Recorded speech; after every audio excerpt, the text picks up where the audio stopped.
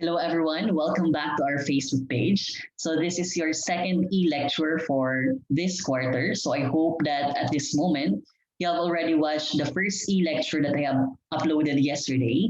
So it's already available on your Facebook page and on your group chats. Okay.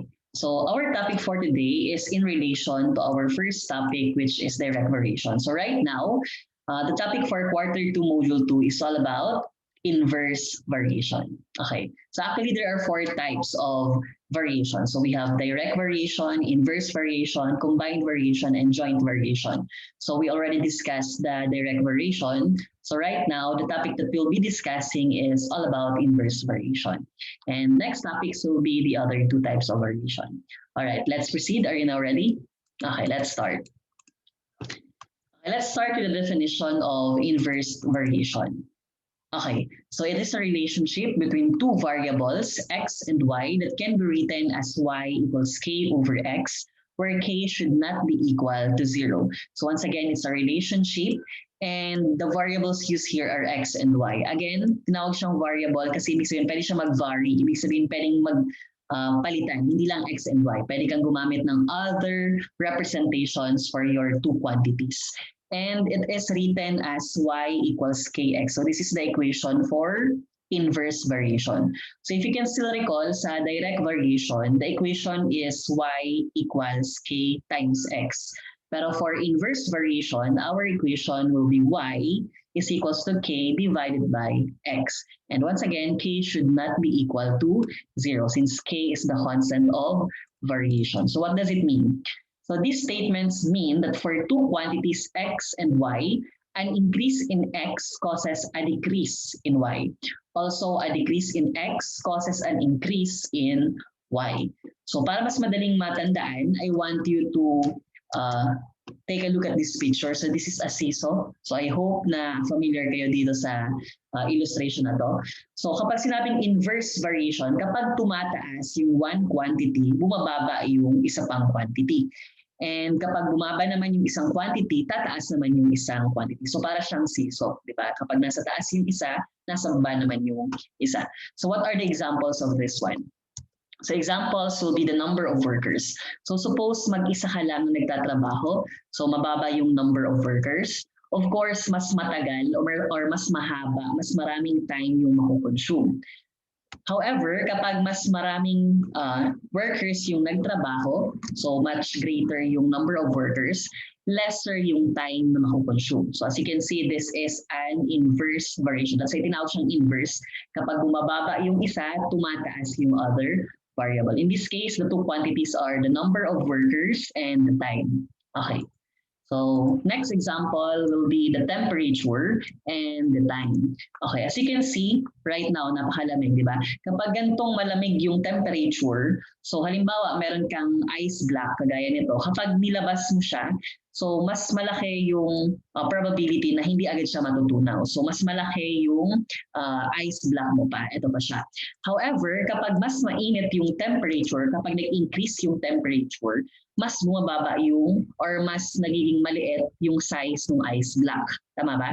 Okay, so this is another example of inverse variation. Another example will be the speed and the time.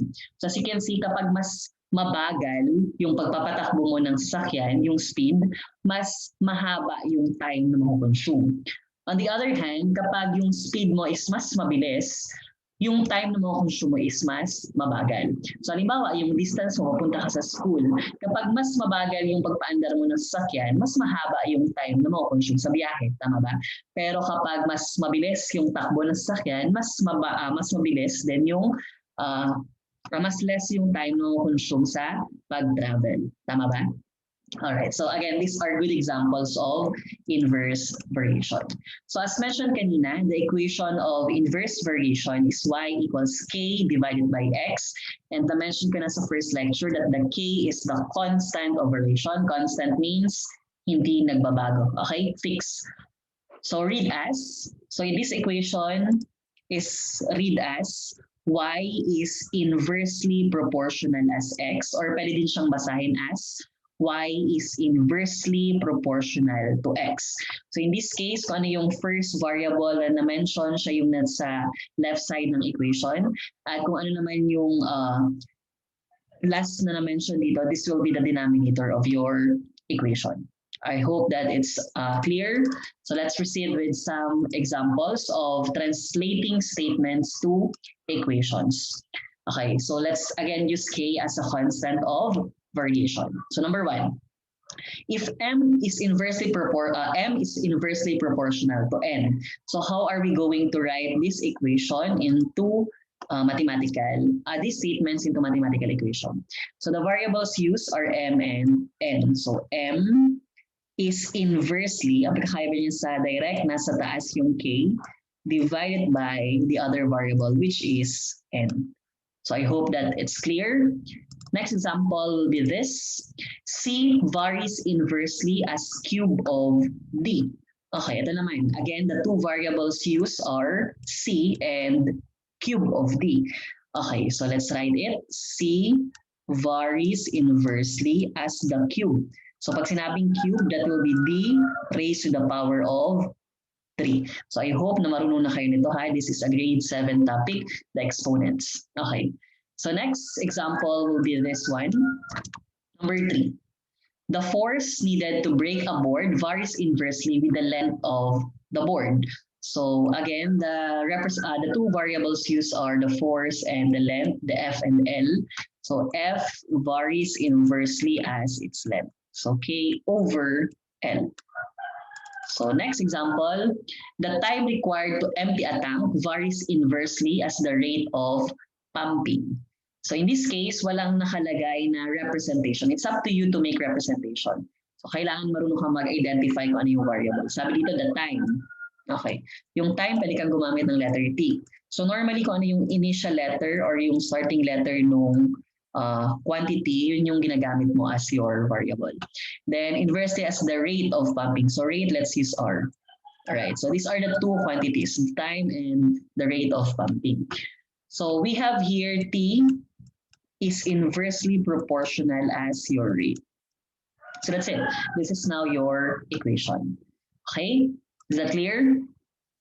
I hope so. So let's see, using this, try this. I want you to translate each statement to mathematical equation. Sige nga, can you try to answer this? Number 1, G is inversely proportional to H. A varies inversely as the square root of B. And the volume of gas in a container at a constant temperature varies inversely as the pressure. Again, use K as your constant of variation. So just pause this video first, and if you're through answering on your notebook, you can already play it, and I will be revealing the answer. All right, is your answer this one? This for number 2, and this is for number 3. Do you get 3 out of 3? If yes, comment down below. Okay, that's good. Next, let's have now some worded examples of inverse variation. So number 1, if y varies inversely as x and y is equals to 3 when x is equal to 2, find the constant of variation and the equation. All right, so I already taught you how to convert statements to mathematical equations. So in this case, sabi, y varies inversely as x. So we will write it as y varies inversely as x. That's it. Let's proceed to the second statement.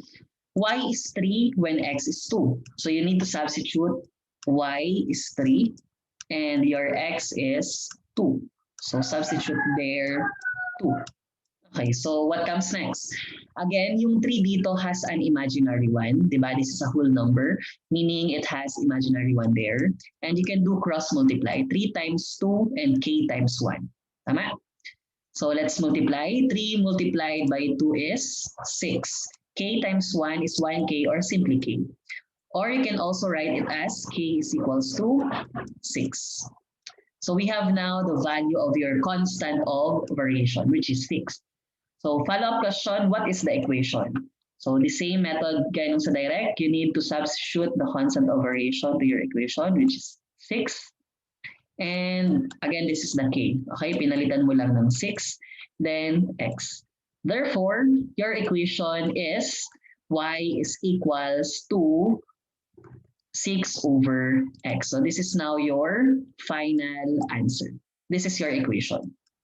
All right. So this is your constant of variation, 6, and this is your equation, y equals 6 over x. So that's it.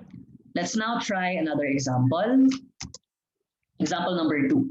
If V varies inversely as W, or it varies inversely as W, typographical, and V equals 7 when W is 3, find W when V is 9. Okay, let's solve this. Again, step by step. Let's now convert this statement to equation. V varies again inversely as W. So V equals K over W. And your V is 7, it's already given, so you need to substitute there. Then K is still unknown, copy K, all over 3. So sabi ko kanina, you just need to cross multiply. 7 times 3 is 21, so your K is equals to 21. So you have the constant of variation, pero hindi yan yung tinatanong. Ang tinatanong, find W when V is 9. So let's now use this value of K, 21, over W. So ito na yung equation mo. So you just need to substitute V equals 9. So 9 equals 21 divided by W. Okay, paano pag ganito? So the same, cross multiply. 9W is equals to 21. All right. So to find the value of W, you need to use multiplication property of equality. Multiply both sides by 1 over 9. Or you simply divide both sides by 9. Okay. So 9 divided by 9 is just 1. So 1W or W na lang. 21 divided by 9 is can be reduced to lowest term. So this is both divisible by what number? 3. Very good. So 21 divided by 3 is 7. 9 divided by 3 is 3. So the final answer will be W is equals to 7 over 3. So I hope that it's clear. 7 over 3. The value of W when V is 9 is 7 over 3. Yung 21 over 9 was just simplified to 7 over 3. All right? So I hope na marunong mag-simplify. So this is a fraction topic, elementary topic, di ba? Okay. Now let's proceed with example number 3. So suppose A varies inversely with B. When B is equals to 4, A is 12. Find A when B is 18. Okay, the same procedure. You just need to translate this statement to equation. A varies inversely with B. All right. And as you can notice, given na yung value ng A, which is 1/2, and your B is 4. All right. So you just need first to find the value of K bago makuha yung value ng A. Okay. Cross multiply 1 times B is, sorry, this is not B. It's already 4 because already substituted. So this will be 4. Okay. So 1 times 4 is 4. Then 2 times K is 2K. So divide both sides by 2. Kasi yun yung katabi ng K. So your K will be 4 divided by 2, it's 2. All right? So now you already have the value of your K. You can now find A. So the same equation, A equals yung K given na kanina, na-solve mo na, 2 over B. So in this case, your B is, sabi dito sa equation, find A when B is 18. So 2 divided by 18. Or it can be reduced again to lowest term. 2 over 18, both are divisible by 2. 2 divided by 2 is 1, so that is 1. 18 divided by 2 is 9. All right, so this is the simplest form of the given fraction 2 over 18. Therefore, the value of A is 1 over 9. Is it clear? I hope so. All right, so now let's have a try this activity, but with a twist. So I'll be revealing the answer, however, wala siyang solution. So it's up to you to solve this using your own solution. And kapag nag-solve kayo, I want you to send me your complete solution and get the chance to win FB10 loan. So I believe na yung FB10 is good for 3 days already sa pang Facebook. So this is help din for you to watch to rewatch these mga e-lectures that I am uploading in your Facebook page. All right, so the problem is, If r varies inversely as the cube of s and r is equals to 5 when s is 3, find r when s is equal to 10. All right, so again, I'll be allowing you to solve this on your scratch paper. Then if you already solve it, send me the complete solution and the answer should be 27 over 2.